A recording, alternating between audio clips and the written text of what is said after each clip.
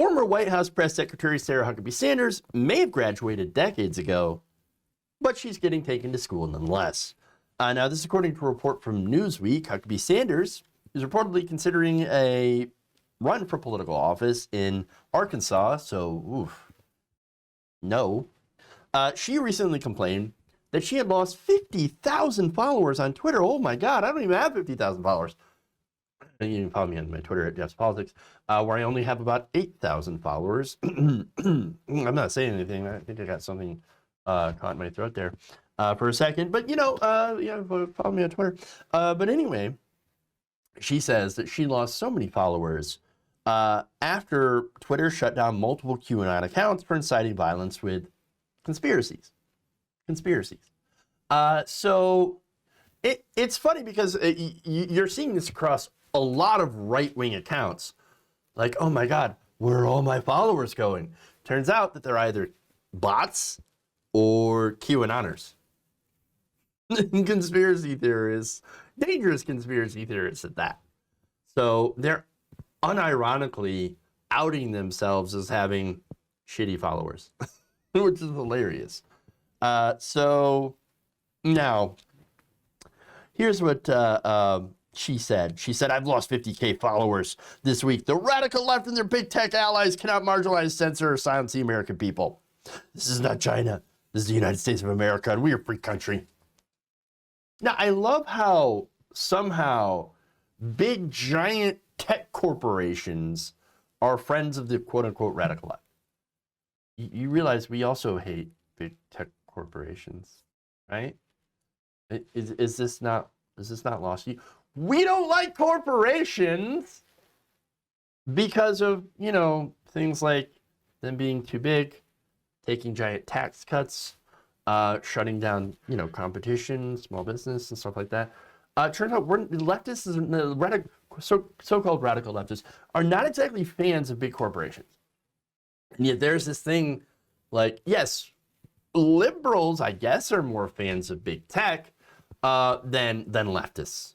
And so why can't they ever be like the radical centrists? Because that's really who supports big tech the most. That said, okay, it's ridiculous. But the argument here that she makes is also dumb as fuck about free speech. All right. It turns out free speech does not exist on private platforms. I know it's the way the law is right now.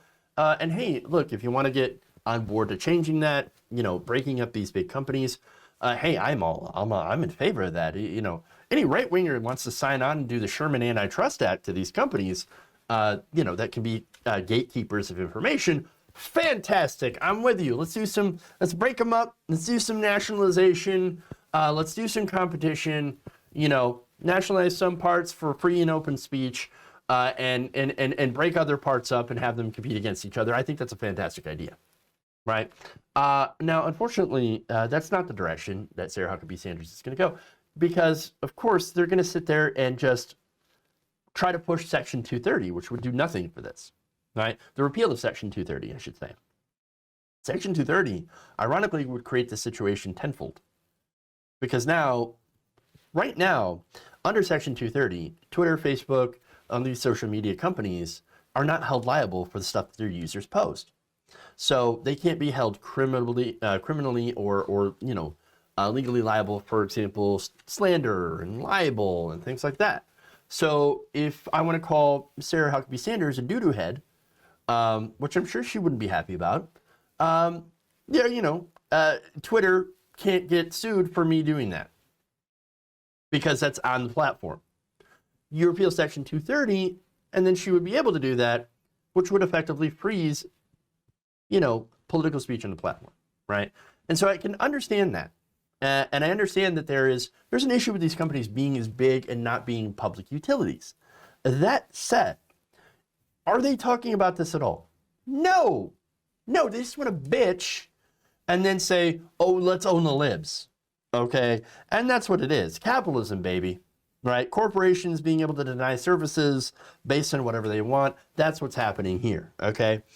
So I thought you conservatives loved that. Of course. Of course you do. Only when it comes to anti-gay bakers, though, right?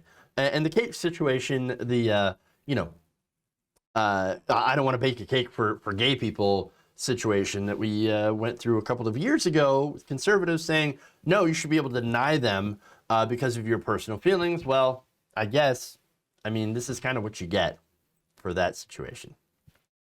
All right. So there you go on that. All right. So now, I think I've pointed out pretty clear that this is not a constitutional issue. This is not a First Amendment issue, specifically. Now, I'm not the only one who's noticed that, and I'm not the only one who's probably tweeted at her about this. It turns out even one of her high school teachers had to chime in.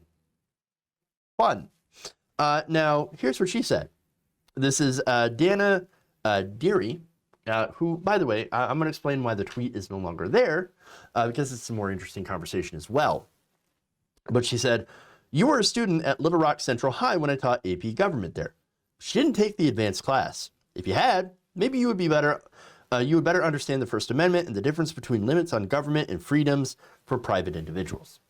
Now, right there, that's a fairly, logical take. Okay, and it's all true. Yes, it turns out that there are limits on government versus freedoms for private individuals on speech, right? You don't have free speech on these private corporations, and so now the thing is that seems to be rather advanced for a lot of conservatives that I see online. Also, she probably wouldn't believe it anyway, because people like her only see the First Amendment as being able to shout the N-word at black people, as well as forcing everyone to follow their own religion. And of course, the other amendment that they like is the Second Amendment, which to them only means guns everywhere for everyone. Now, I've actually softened on my position when it comes to guns. I'm actually, pro-gun ownership. I think owning guns is fine. I think leftist owning guns is fine. But I also believe that, we should have sensible regulations on them as well. That you should be trained and know how to use them. Conservatives don't think that way. A lot of conservatives are just like, no, guns everywhere for everyone in every situation. If there's a situation, you must shoot it. It doesn't matter what happens. And so I feel like her taking a class isn't going to help, because it's not really stupidity that's the problem. It's willful ignorance. They bathe in how deeply ignorant they are. And a lot of stuff they do, understand, they do it strictly for the purpose of owning the libs. And that's what it's about. So now, the teacher followed this up with a pretty epic burn. Here's what she said, quote, "I taught Sunday school too. You didn't learn those lessons either." Oof. Oof. Oh, no. Imagine you being such a shit person that your teacher felt compelled to come, online, to go onto Twitter and to slam you on a public forum. It's funny because Sarah Sanders claims to hate socialism, but yet cannot stop being publicly owned for some reason. It's weird. Weird.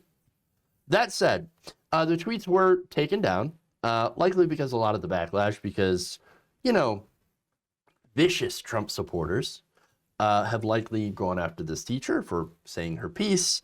After all, do you really expect those who backed a violent coup wouldn't have an issue with going after a school teacher for basically saying the truth, speaking truth to power? I don't know. But overall, right on the money, 100%. There it is. If you enjoyed this video, please give us a like and share with your friends. You can subscribe and help out the channel by becoming a patron. It's patreon.com/Jeff Waldorf, or you can become a channel member as well by hitting the join button below.